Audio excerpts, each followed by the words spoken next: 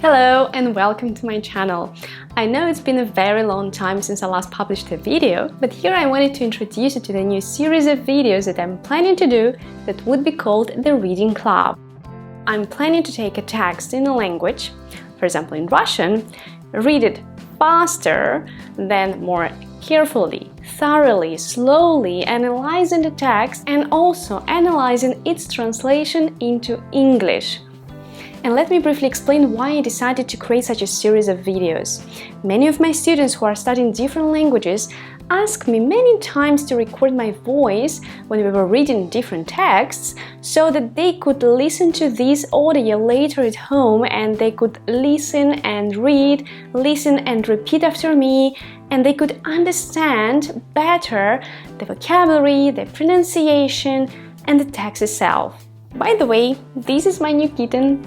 His name is Simba and he's 6 months old. Tell me what you think about him, if you like him as much as I do. And today we are going to be reading a story by my favorite Russian writer. His name is Anton Chekhov. And the story is called «My she» in English, «Моя она» in Russian. I love this story very much. I think it's very funny and the ending is absolutely unexpected. So I hope you'll enjoy it. Let me know what you think about this in the comments and see you soon. Here you can see the text, so let me read it. First I'll read it in Russian with a normal speed, and then I'll read it more slowly, and you'll be able to repeat after me. Let's start! «Моя она». Автор Антон Павлович Чехов, 1860-1904 года.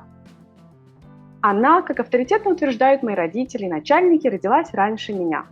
Правы они или нет, но я знаю только, что я не помню ни одного дня в моей жизни, когда бы я не принадлежал ей и не чувствовал над собой ее власти.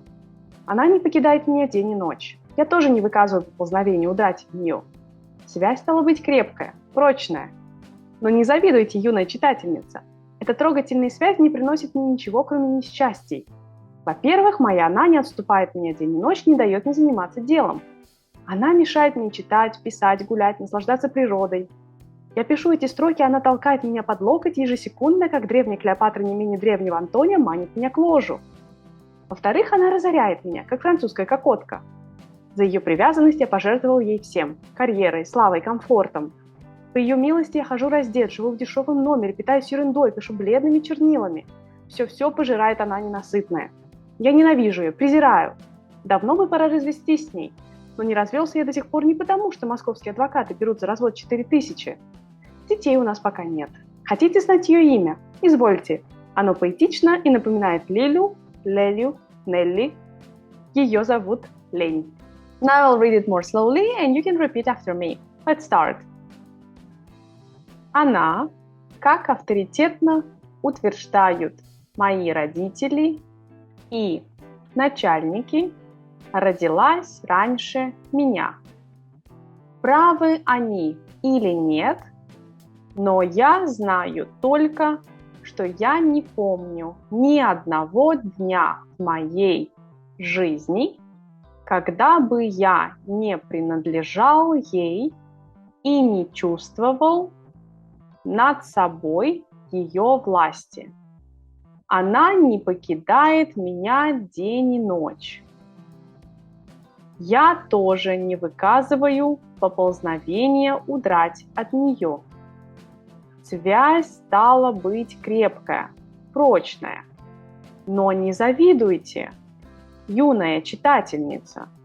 Эта трогательная связь не приносит мне ничего, кроме несчастий. Во-первых, моя она, не отступая от меня день и ночь, не дает мне заниматься делом. Она мешает мне читать, писать, гулять, наслаждаться природой. Я пишу эти строки, а она толкает меня под локоть и ежесекундно, как древняя Клеопатра, не менее древнего Антония, манит меня к ложу. Во-вторых, она разоряет меня, как французская кокотка. За ее привязанность я пожертвовал ей всем карьерой, славой, комфортом. По ее милости я хожу раздет, живу в дешевом номере. Питаюсь ерундой, пишу бледными чернилами. Все пожирает она, ненасытная. Я ненавижу ее, презираю. Давно бы пора развестись с ней, но не развелся я до сих пор не потому, что московские адвокаты берут за развод 4000. Детей у нас пока нет. Хотите знать ее имя? Извольте. Оно поэтично и напоминает Лилю, Лелю, Нелли. Ее зовут Лень. Very well. Now, after having read the text, let's see its translation into English. And now right away you can see here a lot of red parts. Well, these are parts that were translated incorrectly.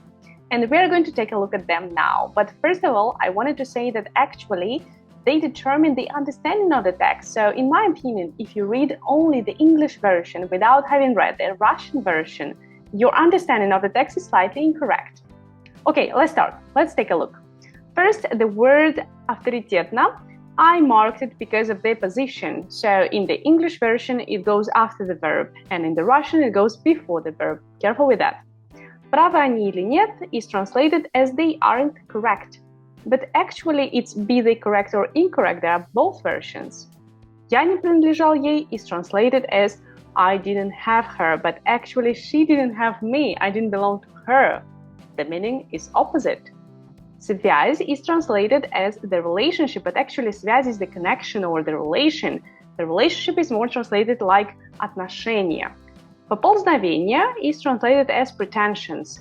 It's fine, though maybe I would choose another word, but actually it's fine. Читательница is translated as young reader, but actually young reader is like neutral form, but читательница is the feminine. Читательница with the termination a. Okay, next one. Не отступай от меня день и ночь is translated as she doesn't retreat from me day or night. Well, I would translate it as with the gerund form. For example, the same form in Russian, не отступая, without the verb form. Эти строки is translated as this line in singular, but in Russian is a plural form. Study my art is just the expression заниматься делом. It's okay, it's possible to translate like that, but actually делом literally is doing my business. Я пожертвовал is translated as I sacrifice, but in Russian it's in the past simple. In English it's in the present simple. Я хожу раздет is the funniest. It's translated I want to undress. Я хочу раздеться, but actually it's incorrect because я хожу раздет means I walk undressed. I walk undressed. It's not that I want to undress. The meaning is completely different. Питаюсь ерундой is translated as I eat only trifles. It's okay, it's like an expression. White ink is translated as бледными чернилами, but actually бледными, the word бледный is pale. White is белый. I understand the translation, but anyway, for you, it's important if you learn Russian by means of reading books. Be careful with that. And не потому, что московские адвокаты берут за развод 4000 is translated as because Moscow lawyers charge 4,000 for divorce, but actually the meaning is the opposite. It's not because. So it's not the reason. And when you read like the English translation, it seems like it's the reason, but it's not. Okay, поэтично is translated as poetically. Well, actually, kinda yes. But the problem is that in Russian, оно поэтично, it is poetic. It's the verb to be with the adjective. And it doesn't like poetically remind one. Оно поэтично напоминает. No, it is poetic and it reminds. Well, that's it. So as you can see, I was a bit strict with the corrections, but anyway, I think that it proves only my point that if you want to read something in Russian and if you study Russian, better read in the original because it will be much more beneficial for you. Or at least use bilingual books. But be careful with the translation. So thank you for watching this video and see you soon in the next video. Bye bye!